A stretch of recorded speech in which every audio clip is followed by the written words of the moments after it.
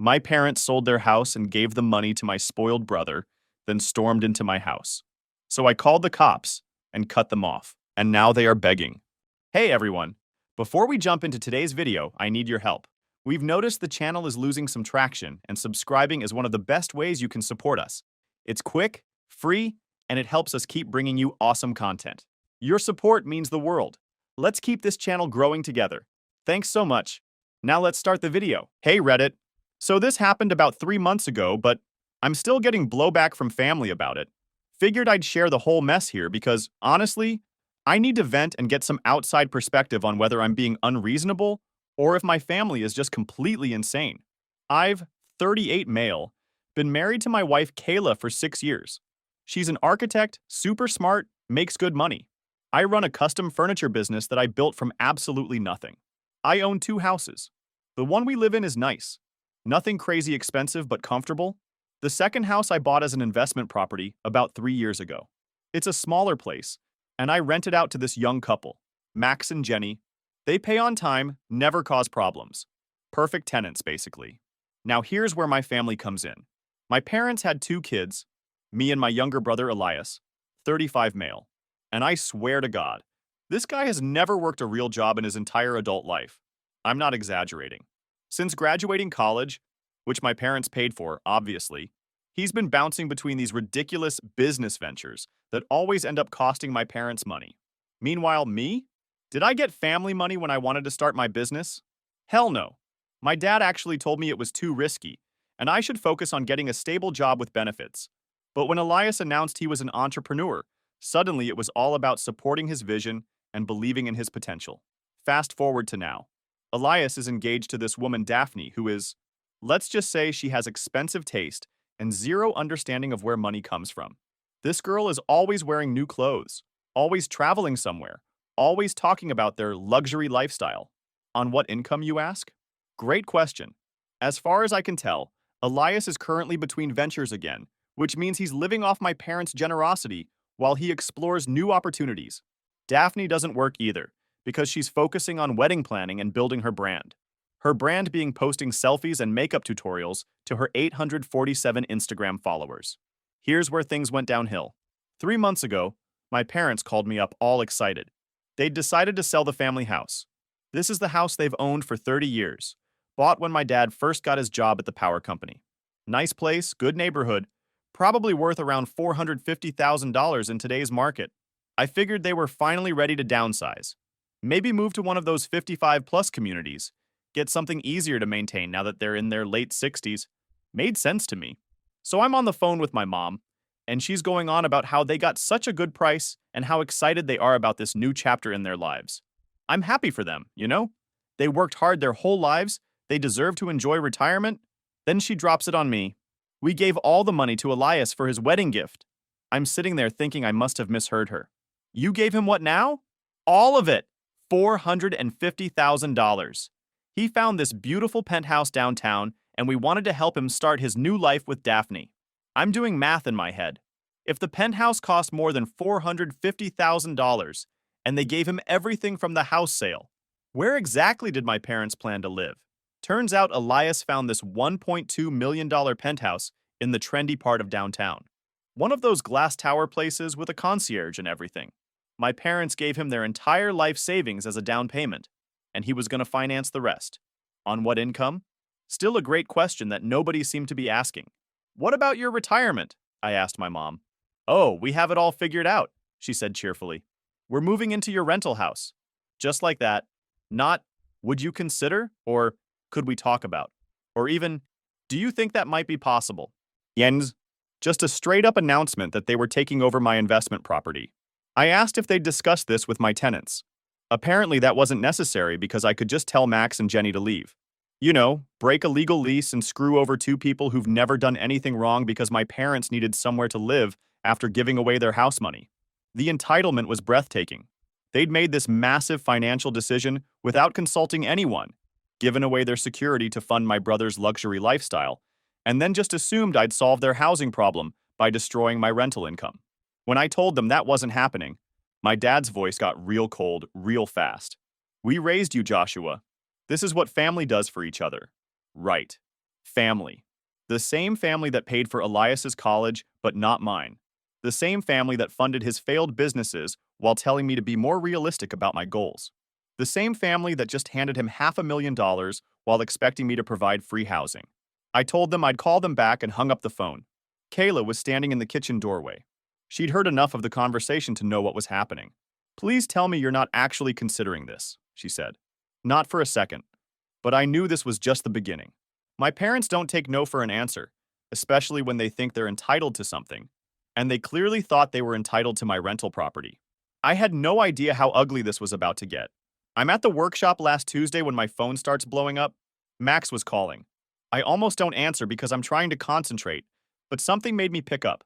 "Joshua, we need help. There are people at our front door claiming they own this house." My stomach drops immediately. "What do you mean claiming they own it? They have suitcases and they're banging on the door telling us we need to pack up and leave. The woman is screaming that this is their house now and we're trespassing." I already knew who it was, but I asked anyway. "Did they give you names?" "They said they're your parents." Of course they did. I told Max not to open the door under any circumstances and that I was on my way. Dropped everything, didn't even turn off the Sanders, just grabbed my keys and rushed out across town. The drive over there was surreal. I kept thinking maybe there was some misunderstanding. Maybe they were just confused about something. But deep down, I knew exactly what was happening.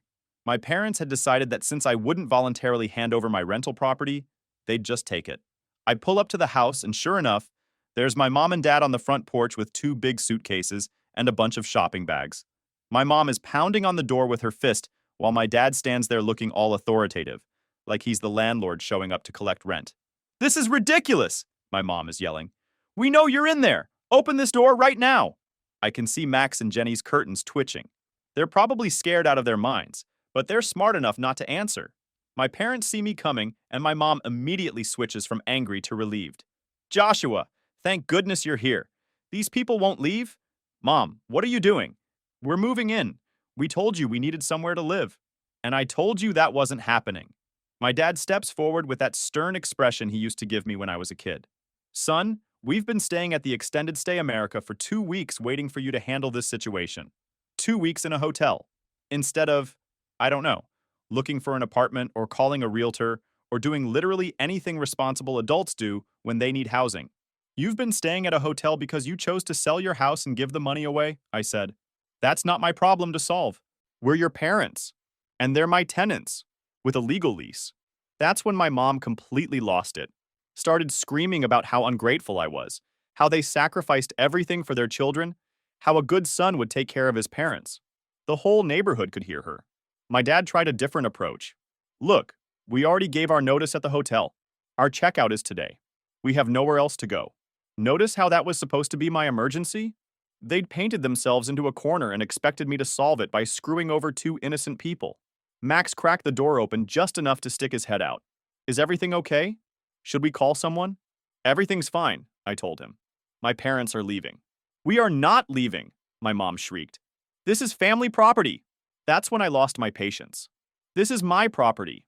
I bought it with my money from my business that I built with zero help from either of you." My dad started in with the guilt trip. "After everything we did for you? What exactly did you do for me, Dad? Because I'm having trouble remembering all this help you're talking about." He got flustered, started stammering about raising me and providing for me. I cut him off. "You provided the legal minimum required to not get arrested for child neglect.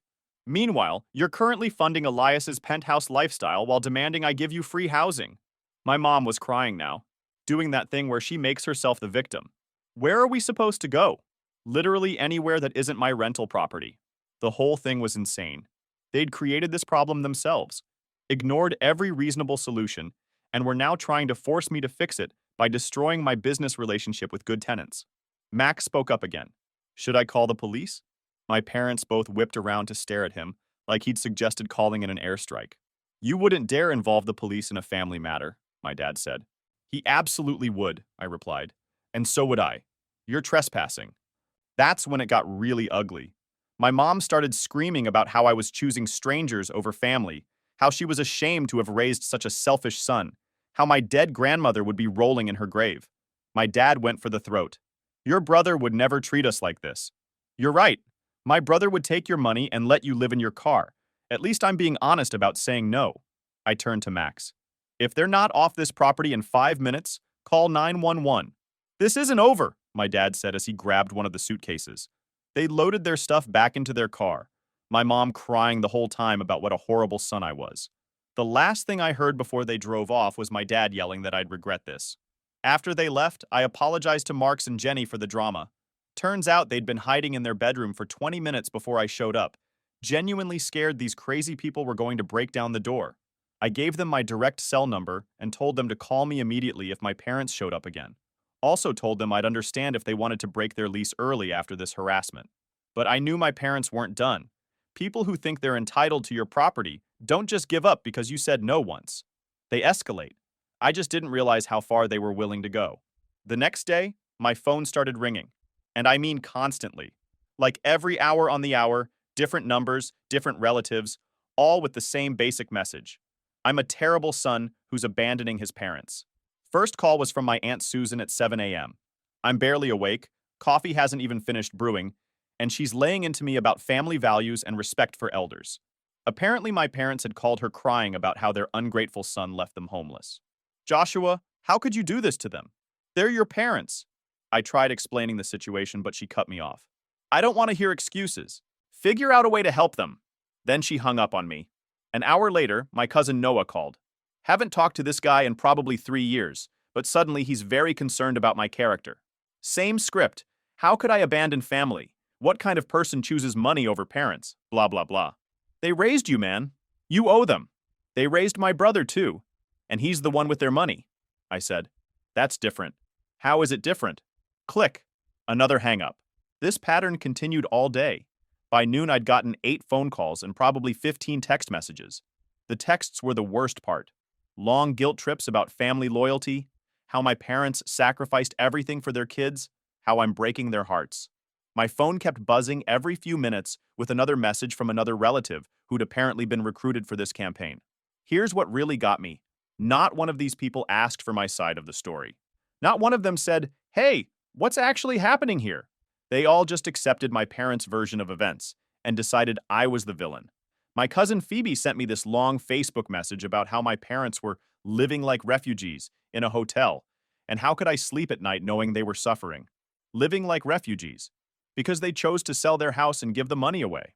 I'm reading this stuff thinking, where were all these traditional values when my parents were funding Elias's lifestyle for the past 15 years?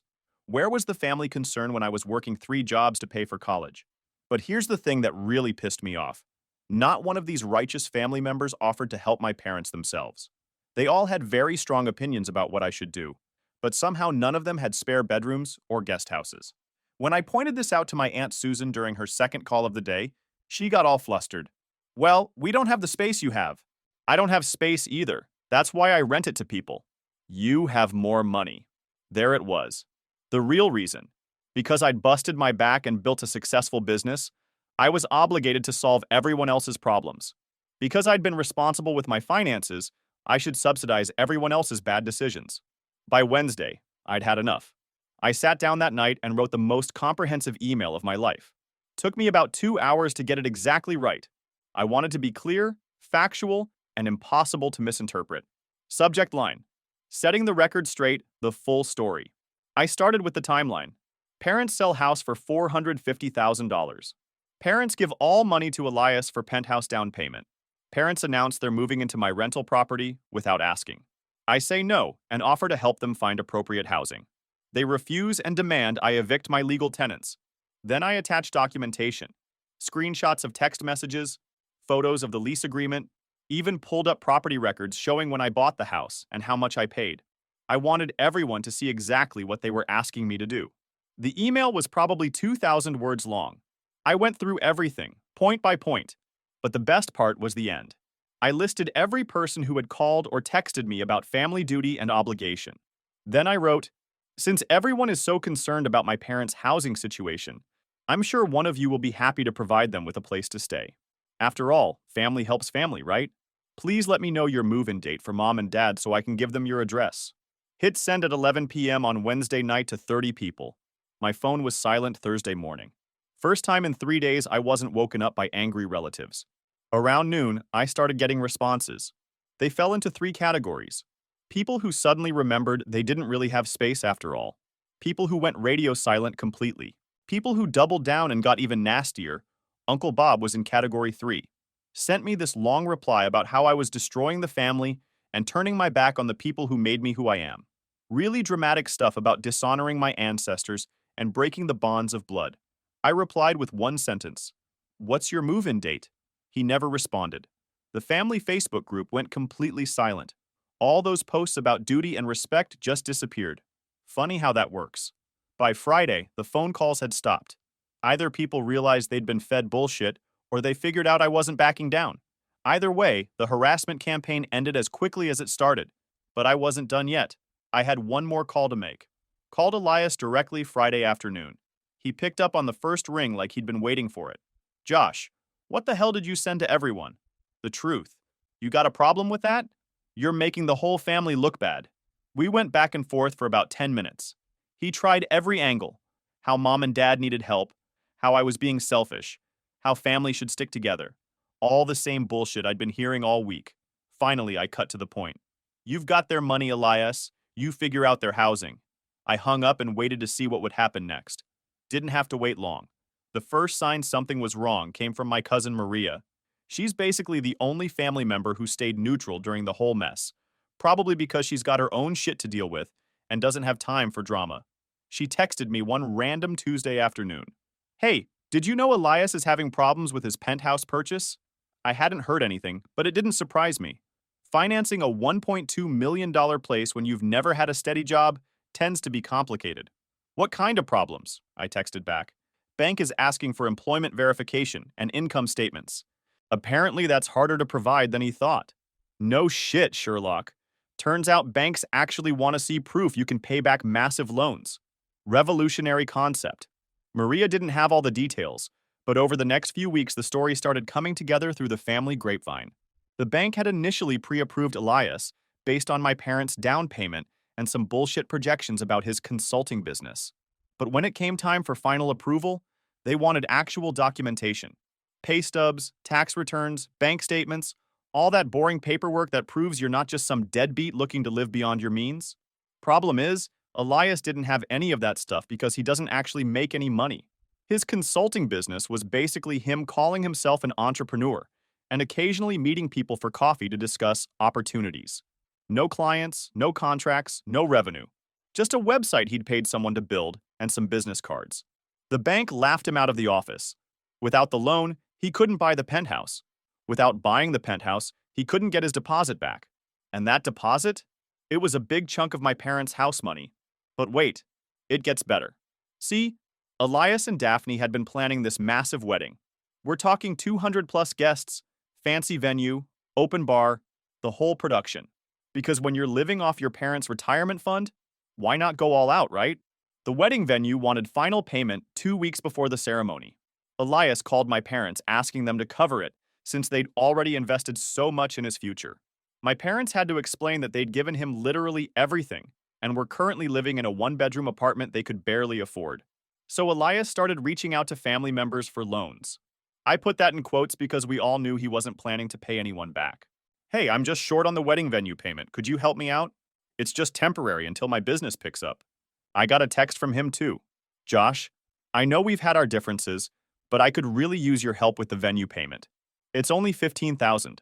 Only $15,000. Like that's pocket change." I didn't even reply. Apparently nobody else did either, because the venue ended up canceling their booking 3 days before the wedding. Just straight up told them the room wasn't available anymore because payment hadn't been received. They ended up having the ceremony in Daphne's backyard. Half the guests didn't show up because of the last-minute venue change. The other half spent the whole time whispering about what a disaster it was. According to Maria, Daphne cried through most of the reception about how this wasn't how she'd imagined her special day. Meanwhile, the same week as their backyard wedding disaster, I closed on my third property. I'd been looking at this place for months. A small commercial building that needed some work but had great potential. The previous owner was motivated to sell, and I got it for about $40,000 under market value. My plan is to renovate it and either flip it or rent it out for commercial space. I posted a casual photo on Instagram of the keys and paperwork. Another project in the works. Sometimes patience pays off. Nothing dramatic, just a normal business update. A few family members liked the post. I noticed my parents didn't. But the story wasn't over yet. My parents were about to make one last desperate play. Last Saturday morning, I'm having coffee with Kayla in our kitchen, talking about baby names and looking at paint samples for the nursery walls. Nice, peaceful morning. Exactly the kind of quiet family time I'd been looking forward to. Then our Ring doorbell starts going off.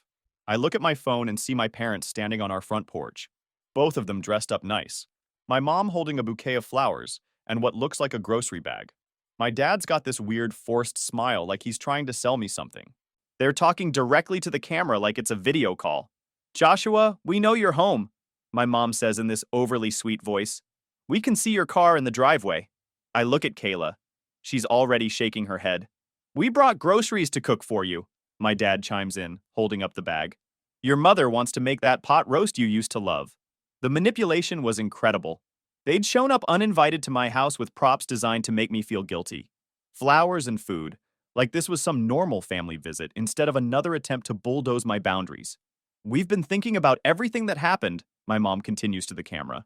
"We made mistakes. We should have asked your permission about the rental house.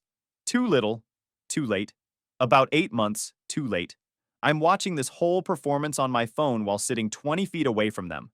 The audacity was breathtaking. After months of harassment, manipulation, and trying to destroy my business relationships, they thought they could just show up with flowers and reset everything. Kayla's looking at me like, "Please tell me you're not falling for this." "I'm not answering the door," I told her. But my parents weren't giving up that easy. They stood there for about 10 minutes, taking turns talking to the camera, explaining how sorry they were and how much they missed me. My mom even started crying at one point, doing that whole victim routine she's perfected over the years. When it became obvious I wasn't coming to the door, my dad's tone changed. "Joshua, this is ridiculous. We're your parents. Open the door so we can talk like adults." That's when I made my decision. I called the police non-emergency line. I need to report trespassing. I have individuals on my property who refuse to leave, and I have a previous incident report involving the same people. The dispatcher was super professional about it, asked if I felt threatened, if they were trying to break in, standard questions. I explained that they were my parents, but that I'd specifically asked them not to come to my house and they'd already harassed my tenants at another property. "We'll send an officer out." The response time was actually pretty quick. About 15 minutes later, a patrol car pulls up. I watch through the window as this young cop gets out and walks up to my parents. I couldn't hear the conversation, but I could see my dad getting animated, pointing at the house, probably explaining how this was just a family misunderstanding. My mom was still holding those damn flowers like they were evidence of her good intentions. The cop listened patiently, then walked over to the Ring doorbell and pressed the button. "Sir, this is Officer Martinez with the police department. Could you come to the door, please?" I went outside and explained the situation. Previous harassment of my tenants, repeated demands for my property, months of family pressure and manipulation. I showed him the incident report number from the rental house thing. Officer Martinez was completely reasonable about it. "Do you want them to leave your property?" "Yes." "Have you asked them to leave and not return?" "Multiple times." He walked back over to my parents and had another conversation. This time I could hear my dad getting louder. "This is our son's house. We have a right to visit our own child." "Sir, your son has asked you to leave his property. You need to respect that." "This is ridiculous. We're family." "I understand this is a family situation, but property rights still apply. You need to leave now." My mom started crying again, but the cop wasn't having it. He was polite but firm. They needed to pack up their flowers and groceries and get off my property. And then they left. Officer Martinez came back to talk to me. He suggested I document everything and consider filing for a restraining order if they continue to show up uninvited. Sometimes people need official paperwork to understand that no means no. Monday morning, I called my lawyer, explained the whole timeline. "You've got grounds for a restraining order," he said, "especially with the previous incident involving your tenants." We filed the paperwork that afternoon. I attached everything I'd been documenting over the past 8 months. The hearing was scheduled for the following week. I half expected my parents to fight it, but they didn't even show up. Judge granted the restraining order without any drama. 200 yards. They can't come within 200 yards of my house, my business, or my rental property. Violation means automatic arrest. I also changed my phone number that week. Only gave the new number to people I actually trust. The peace and quiet has been incredible. No more manipulation calls, no more guilt trips, no more surprise visits. Just me, my pregnant wife, and our normal life. 3 weeks. That's how long the calm lasted before the next fire started. I'm at the workshop when my phone rings. Unknown number, but it's local, so I pick up thinking it might be a potential client. Hi, is this Joshua? I'm calling about the investment opportunity your brother pitched me last month. I stop sanding immediately. I'm sorry, what investment opportunity? The rental property portfolio? Elias said you guys were partners in a real estate business and you were looking for private investors. My blood goes cold. Can you hold on just a second? I step outside the workshop and find somewhere quiet. Sir, I need you to tell me exactly what my brother told you. Turns out this guy, David, had met Elias at some networking event downtown. Elias introduced himself as co-owner of a successful property management company and started showing David photos on his phone of their portfolio. The photos were of my houses, my rental property, my personal residence, even the commercial building I'd just bought. Elias had been walking around town claiming he owned half my business. He said you guys had 3 properties currently generating income and were looking to expand. Asked if I'd be interested in investing $25,000 for a stake in the next acquisition. $25,000. This wasn't some small-time bullshit. This was serious fraud. Did you give him any money? I asked. I gave him $5,000 as a good faith deposit while I thought about the full investment. He said it would hold my spot in the deal. I felt sick. David, I need to tell you something.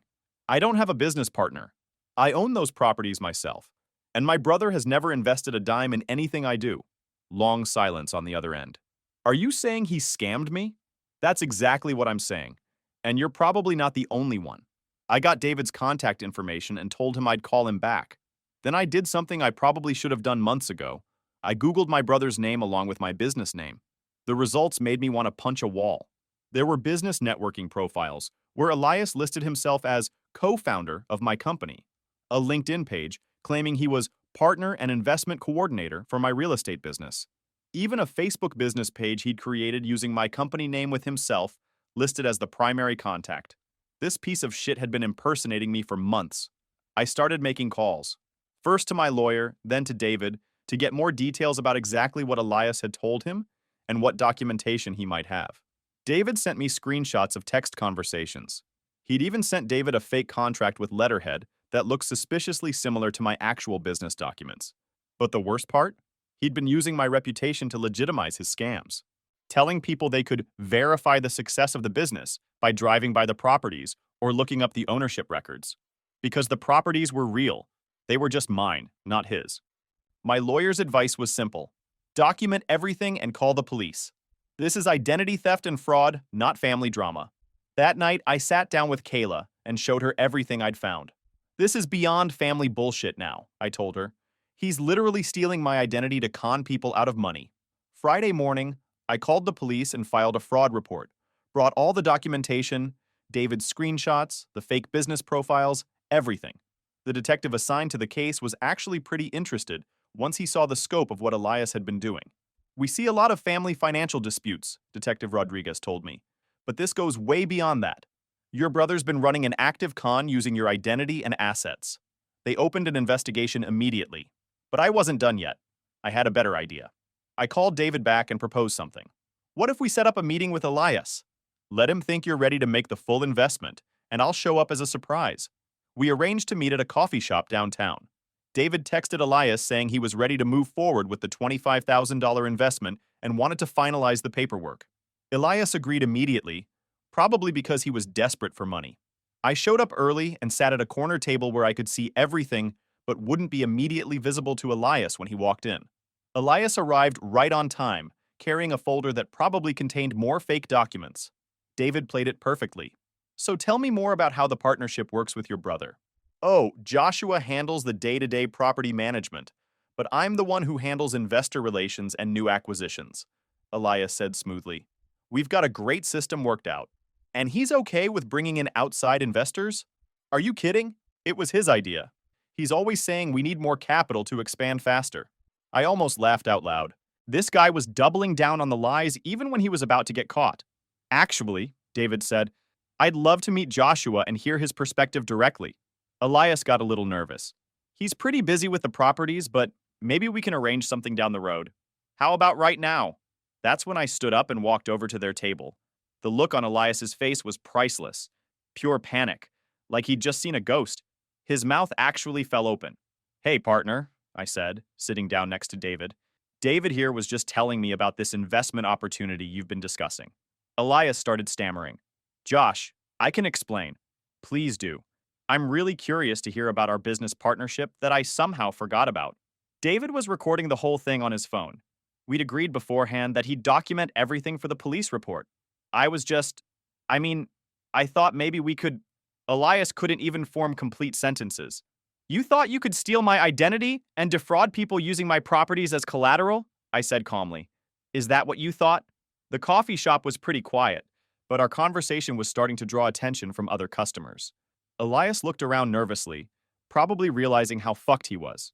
David, I continued, just so we're clear, I have never had a business partner. I built my company entirely by myself, with zero help from my family. My brother here has never invested in real estate and doesn't own any portion of my business. David nodded. So when he took my $5,000, he committed fraud. Elias finally found his voice. Look, I was going to pay him back. I just needed some time to get things sorted out. Here's what's going to happen, I told him.